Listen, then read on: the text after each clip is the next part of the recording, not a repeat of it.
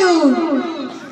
الحمد لله الذي وعد المحافظين على الصلاة أجرا عظيما وأعد لهم في جنات الفردوس نعيما مقيما.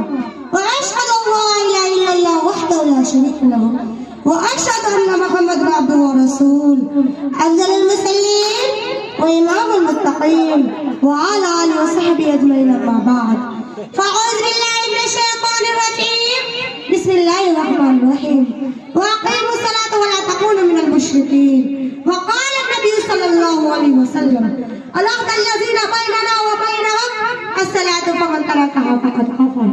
أيها الإخوة الصلاة اللغة الدعاء كما قال الله تعالى في القرآن الكريم وصل عليهم بصلاتك فتنلهم والصلاة في الشريعة أقوال وأعمال مخصوصة مقتدية بالتكبير مقتدية بالتسليم والسميت لها اجتماع